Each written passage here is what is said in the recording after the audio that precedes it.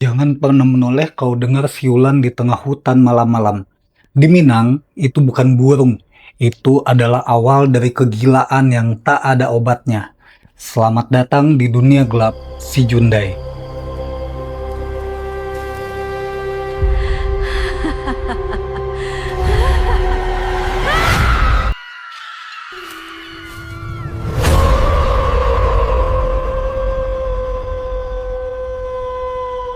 Gimana rasanya kau sebuah penolakan biasa justru berakhir jadi kutukan mengerikan yang menghancurkan hidup satu keluarga? Bisa kalian bayangin nggak? Hai semuanya, balik lagi sama gue udah Arif. Hari ini gue akan ngajak kalian ke sebuah kisah. Cerita dari teman lama gue di kampung. Yang kalau didengar sekilas berawal dari sakit hati biasa aja. Tapi justru dari sinilah muncul sebuah kasus yang bikin satu keluarga geger.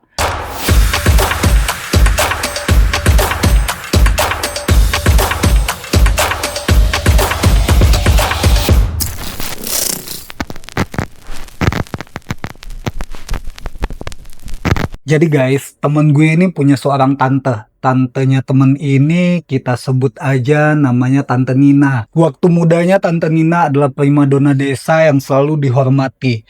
Tapi sayang seribu sayang, di tengah kehidupannya yang damai, tiba-tiba teror yang sangat mengerikan datang. Semuanya berubah 180 derajat. Cerita ini dimulai suatu malam di satu desa di daerah Padang Pariaman guys. Kita sebut aja namanya Desa X. Malam itu suasana Desa X lagi sunyi-sunyinya. Cuma ada suara jangkrik yang tiba-tiba berhenti berbunyi. Udara dingin banget malam itu. Dinginnya menusuk sampai tulang. Tante Nina lagi sendirian di kamar. Dia ngerasa ada firasat nggak enak. Kayak ada ribuan mata yang lagi ngawasin dia dari kegelapan. Tiba-tiba suara siulan melengking jernih banget, tapi nadanya tuh aneh. Kayak melodi dari dunia lain masuk lewat celah jendela. Tante Nina merinding hebat, tapi kakinya kayak ditarik magnet buat melangkah ke arah jendela itu. Dan di sanalah kengerian itu dimulai. Begitu Tante Nina menengok keluar dan tanpa sadar menyahut, "Siatu!" Dunia langsung berputar. Dia ngerasa pandangannya kabur, kepalanya berat banget. Ini bukan pingsan biasa guys. Dia ngerasa ada sesuatu yang licin masuk ke dalam pikirannya. Pelan-pelan mengambil alih otot-ototnya.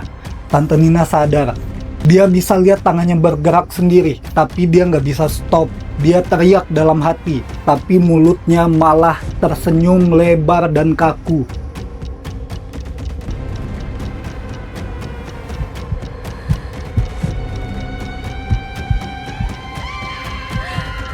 Jiwanya kayak dikurung di balik kaca, cuma bisa nonton tubuhnya sendiri mulai bergerak nggak karuan mengikuti irama siulan tadi. Apa yang sebenarnya terjadi? Ternyata Tante Nina bukan kesurupan biasa guys. Jadi beberapa bulan sebelumnya ada seorang pria pendatang baru di desa X tadi yang terkenal pendiam. Tiba-tiba dia datang melamar Tante Nina di depan nenek mama. Tante Nina menolak dengan tegas karena pria ini punya reputasi yang kurang baik. Masalahnya penolakan itu terjadi di tengah acara adat yang ramai. Pria itu merasa dipermalukan habis-habisan. Mukanya merah padam dan dia pergi tanpa sepatah kata apapun. Sejak hari itu dia hilang dari desa. Tapi dendamnya ternyata nggak pernah padam. Dia bersekutu sama kekuatan gelap yang paling dilarang di ranah Minang. Barulah belakangan ini terungkap kalau ternyata pria yang sakit hati itu nekat bersekutu dengan ilmu hitam atau guna-guna yang paling sadis yang pernah ada, yaitu si Jundai. Sekali mantra ditiupkan bersama angin, Tante Nina langsung kehilangan kesadarannya. Gila kan, jiwanya dikunci di dalam tubuh yang tidak bisa lagi dia kendalikan. Tapi yang bikin miris sebenarnya bukan cuma itu guys. Ternyata yang lebih parahnya lagi adalah siksaan fisik yang terus dan harus ditanggung oleh Tante Nina. Dan ini yang bikin banyak orang gak habis pikir. Ibaratnya nih guys, Tubuh Tante Nina ini dipaksa menari di atas duri dan batu yang tajam sampai kakinya hancur berdarah. Si Junda ini benar-benar psikopat, memaksa Tante Nina tertawa ngakak saat batinnya menjerit kesakitan. Serem banget. Beliau terus menari dan tertawa dengan tatapan mata yang kosong melompong. Tante Nina hanyalah penonton di dalam tubuhnya yang sedang dihancurkan perlahan oleh melodi terlarang ini. Keluarga Tante Nina udah nggak tahan lagi lihat penderitaannya. Mereka akhirnya mutusin buat cari si pria itu ke desa asalnya. Niatnya mau minta maaf dan mohon supaya kutukan ini dicabut. Peduli setan sama harga diri. Tapi begitu sampai di sana, kabar yang mereka terima justru kayak petir di siang bolong.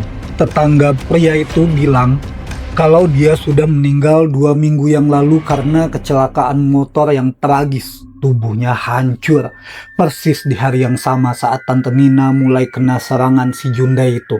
Bayangin perasaan keluarga saat itu guys. Putus asa yang bener-bener mentok karena pelakunya udah mati. Kunci buat ngelepas sihir itu ikut terkubur bareng jasadnya. Dendam itu jadi abadi terperangkap di antara dua dunia. Dampak emosionalnya ke keluarga tuh hancur banget. Mereka cuma bisa menangis pasrah tiap kali lihat Tante Nina mulai kumat.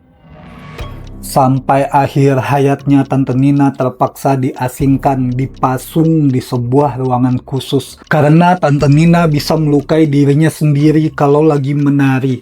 Dia terus tertawa dalam tangis, menari sampai fisiknya nggak sanggup lagi. Sebuah pengingat hidup betapa ngerinya dendam yang dibawa sampai mati. Atau memang ada kekuatan ilmu hitam sedahsyat itu yang disembunyikan. Bagaimana menurut kalian guys? Apakah kalian percaya bahwa semua ini murni akibat sakit hati atau memang ada kekuatan ilmu hitam sedahsyat itu yang disembunyikan? Gua nggak sabar buat bacain komentar kalian di bawah. Kalau ada yang bisa kita jadikan pengingat, gua ngerasa ini pelajaran yang penting banget buat kita semua. Supaya kita selalu menjaga lisan dan sikap kepada orang lain. Kalau kalian ada di posisi keluarga Tante Nina, apa yang bakal kalian lakukan? Tapi harus dijadikan catatan juga ya guys, ini terjadinya di tahun 80-an di sebuah desa kecil di saat praktik pemasungan masih dianggap wajar saat itu. Tulis pendapat kalian di bawah biar kita bisa diskusi. Terima kasih banyak udah nemenin gue bahas cerita kali ini. Jangan lupa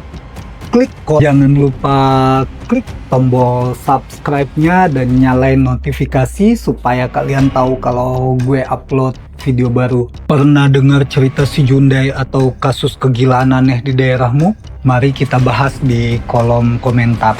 Tetap waspada karena terkadang melodi yang paling indah adalah yang paling mematikan. Gue udah Arif, sampai jumpa di misteri berikutnya. Stay safe guys.